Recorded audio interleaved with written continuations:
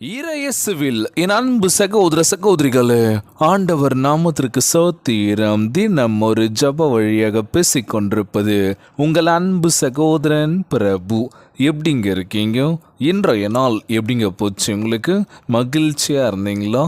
எப்போவுமே சந்தோஷமாக இருங்க. நம் ஆண்டவராகிய இயேசு கிறிஸ்து நம் ஜெபங்களையெல்லாம் கேட்டு நம் அனைவரையும் ஆசீர்வதிக்க போகிறாரு. நம் இல்லங்களுக்கு வரப்போகிறாரு. மகளே மகனே கலங்காத, மனமுடைஞ்சி போகாத, நான் இருக்கேன், உன் கூட தான் இருக்கேன், தைரியமாக இருன்னு சொல்கிறது யாருங்க? நம்ம இயேசப்பா.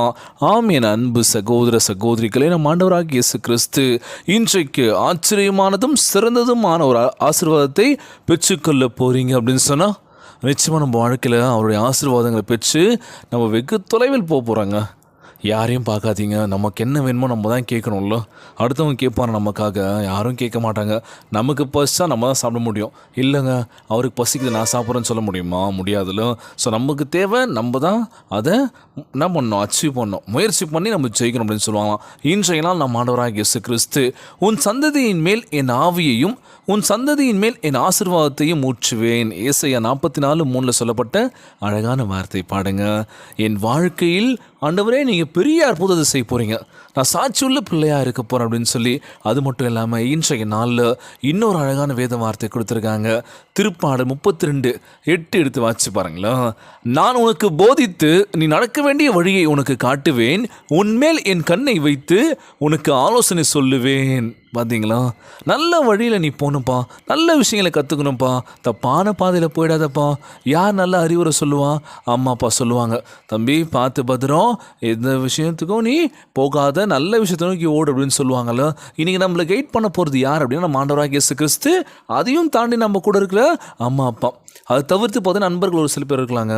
ஆனால் இன்றைக்கி நல்லா இருக்கணும், உன்னோட வாழ்க்கை பிரகாசமாக இருக்கணும்னா அது யார் கையில் இருக்குது? நம்ம கிட்ட மட்டும்தான் இருக்குது.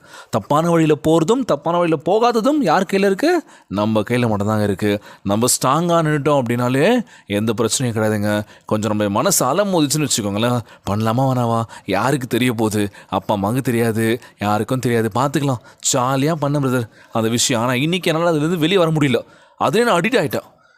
குடின்னு சொல்லி இன்றைக்கி என் குடும்பத்தை என்னுடைய எல்லாமே நான் தொலைச்சிட்டேன், என் வாழ்க்கையை போயிடுச்சு தான் சொல்லணும் இன்றைக்கி. ஆனால் இப்போ எனக்கு புரிஞ்சு இப்போ நான் கொஞ்சமாக விடணும்னு நினைக்கிறேன், ஆனால் முடியல. எத்தனை பேர் சொல்லி கேள்விப்பட்டிருப்போம்ல, நான் உனக்கு போதித்து நீ நடக்க வேண்டிய வழியை உனக்கு காட்டுவேன் என்று நம் ஆண்டவராகிய இயேசு கிறிஸ்து வாக்கு கொடுத்திருக்கின்றார்.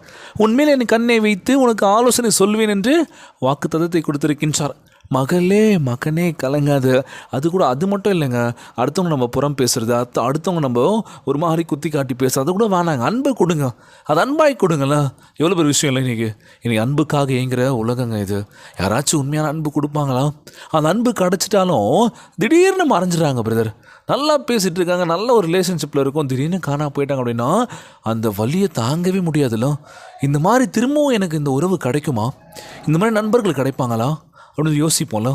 இன்றைய நாள் நம் ஆண்டவராகிய இயேசு கிறிஸ்து, தாகமுள்ளவன் மேல் தண்ணீரையும் வறண்ட நிலத்தின் மேல் ஆறுகளையும் ஊற்றுவேன், உன் சந்ததியின் மேல் என் ஆவியையும் உன் சந்ததியின் மேல் என் ஆசீர்வாதத்தையும் ஊற்றுவேன் என்று நம் ஆண்டவராகிய இயேசு கிறிஸ்து வாக்கு கொடுத்திருக்கின்றார்.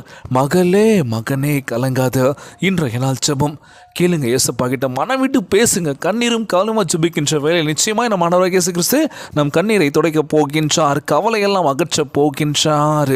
மகளே மகனே உற்சாகமாக இரு, பார்த்துக்கலாம். நீ என்ன நினச்சி ஜெபிக்கிறியோ, என்ன வேணும்னு கேட்குறியோ, கண்டிப்பாக நம்ம ஆண்டவராகிய இயேசு கிறிஸ்து கொடுப்பாருங்க. பல அற்புதங்களையும் அதிசயங்களையும் காண செய்ய போகின்றார். இன்றைய நாள் ஜெபம் உலகில் வாழ்கின்ற எல்லாருக்காக நம்ம ஜெபிக்க போகிறோம். எவ்வளோ வழிகள், எவ்வளோ விஷயங்கள் வாழ்க்கையில் நம்ம கடந்து போயிட்டு தான் இருக்கோம்ல. மாறாதான்னு சொல்லி கேட்டுட்ருக்கோம். நிச்சயமாக மாறணும் அப்படின்னா நீங்கள் உங்களை மாற்றிக்கணும், உங்கள் மேலே நீ முழுமையாக நம்பிக்கை வைக்கணும். இந்த 2 விஷயம் மட்டும் பண்ணாலே போதும், ஆண்டவருடைய ஆசீர்வாதம் நிச்சயமாய் உங்களுக்கு கிடைக்க போகுதுங்க. நீங்கள் உங்களை நம்புங்க, என்னால் முடியும். யார் சொல்லி நான் கேட்க போகிறது இல்லைனா என்னால் முடியும்னு சொல்லிட்டு நீங்கள் யோசிச்சு பாருங்களேன். நம்ம இந்த விஷயத்துக்கு தயாராகிட்டோம், பார்த்துக்கலாடா. தெரிலனா கூட நம்ம ட்ரை பண்ணலாங்க, தெரியாது மட்டும் சொல்லாதீங்க. தெரியுங்க, நான் முயற்சி பண்ணி பார்க்குறேன், முயற்சி பண்ணி நம்ம ஜெயிச்சிட்டோம் அப்படின்னா அவள் தானே, லக்கு தானே வாழ்க்கையில். அவனுடைய ஆசீர்வாதம் இல்லை, பரவாயில்ல எனக்கு இது வரல, ஆனால் ட்ரை பண்ண எனக்கு கிடச்சிது. இன்றைக்கி எத்தனை பேர் வாழ்க்கையில் அந்த வாய்ப்பு கிடச்சா விட்டுட்டோம்ல. இப்போ யோசிப்போம்ல, எனக்கு அப்போவே கிடச்சது வாய்ப்பு, ஆனால் விட்டுட்டோம். ஆனால் இதுக்கப்புறம் விட போகிறது இல்லை. ஆண்டவர் நம்ம இருக்க பற்றி பிடிச்சிக்க போகிறோம். ஆண்டவரே எங்களை பார்த்துக்கோன்னு சொல்லி கேட்கலாமா? இன்றைய நாள் ஜெபம். ஜெபத்திற்குள்ளாக பயணிப்போமா? எங்களை மிகவும் அதிகமாய் நேசிக்கின்ற அன்புள்ள ஆண்டவராகிய இயேசுவே, இன்றைய நாள் வாக்குறுதி வசனத்திற்காக நன்றி ராஜா. ஆண்டவரே, வாஞ்சையுள்ள இதயத்துடன் உம்மிடம் வந்திருக்கின்றோம் அப்பா. கேட்கின்றவர்கள் அவர்கள் மேலும் பரிசுத்த ஆவி ஊற்றுவதாக வாக்கு பண்ணியிருப்பதற்காக உம்மை சோத்திருக்கின்றனப்பா. இந்த விலையேற பெற்ற ஈவு இன்றைக்கு பெற்றுக்கொள்வதற்காக எங்கள் உள்ளத்தை திறந்திருக்கின்றோம் அப்பா. உம்முடைய ஆவியினால் எங்களை நிறைத்து உம்முடைய சத்தியத்திலேயே எங்களை நடத்தும் ராஜா. எல்லாவற்றையும் எங்களுக்கு போதித்து உம்முடைய பரிசுத்த வார்த்தைகளை எங்களுக்கு நினைவுபடுத்தியது வேண்டும் என்று ஜெபிக்கிறோம்ப்பா. எங்கள் ஆவிக்குரிய தாக்கத்தை தீர்த்து எங்கள் வாழ்க்கையை உம்முடைய மகிமைக்கேற்ற பாத்திரமாக விளங்குவீராகப்பா. எங்களையும் எங்கள் குடும்பத்தினரையும் தினம் ஒரு ஜபங்கள் கேட்டிருக்கிற அன்பான உறவுகளையும் உம்முடைய பிரசன்னத்தினாலும் வல்லமையினாலும் ஆசீர்வதித்தர வேண்டும் என்று ஜெபிக்கிறோம்ப்பா. எங்கள் வாழ்க்கையை நீர் மறுரூபப்படுத்துவீர் என்று அறிந்து விசுவாசத்தை நடத்திட எங்களுக்கு உதவி செய்யுங்கப்பா. உம்முடைய அன்பிற்காகவும் கிருபைக்காகவும் முக்கியமாக விலையேற பெற்ற ஈவுக்காய் உம்முடைய பரிசுத்த ஆவிக்காகவும் உமக்கு கோடான கோடி நன்றி செலுத்துறான். இந்த ஜபத்தை கேட்டுக்கொண்டிருக்கின்ற அன்பு சகோதர சகோதரிகள், என் அன்பான உறவுகள் எல்லோரையும் பார்த்துக்கோங்கப்பா. யாருக்கு எந்த கஷ்டங்கள் துன்பங்களை கொடுத்துறாதீங்க ராஜா. நோய் நொடியினால் அவதிப்பட்டு கொண்டிருக்கின்ற ஒவ்வொரு சகோதர சகோதரிகளை உமது கரங்களால் தொட்டுதல்களை அகற்றி போடுவீராக. உம்மால் கூடாத காரியம் ஒன்றுமில்லை ஆண்டவரே, எல்லாம் கூடும் என்று நம்புகிற இயேசப்பா. நோய் நொடியினால் அவதிப்பட்டு கொண்டிருக்கின்ற ஒவ்வொரு சகோதர சகோதரியை பாருங்கப்பா. அந்த நோயிலிருந்து ஒரு விடுதலான வாழ்க்கை கொடுங்க ஆண்டவரே. சீக்கிரமாக அவங்க உரம் பெற்று விடு திரும்ப வேண்டும் என்று கேட்குறேன் இயேசப்பா. ஒவ்வொரு குழந்தை செல்வங்களை ஆசீர்வதிங்க. உடல் தெம்பும் வலிமை தர வேண்டும் என்று கேட்குறேன் ஆண்டவரே. கணவன் மனைவிக்குள்ள ஒற்றுமை கொடுங்க, சமாதானத்தை கொடுக்க வேண்டும் என்று கேட்குறேன் இயேசப்பா. எல்லோரும் நல்லா இருக்கணும்பா.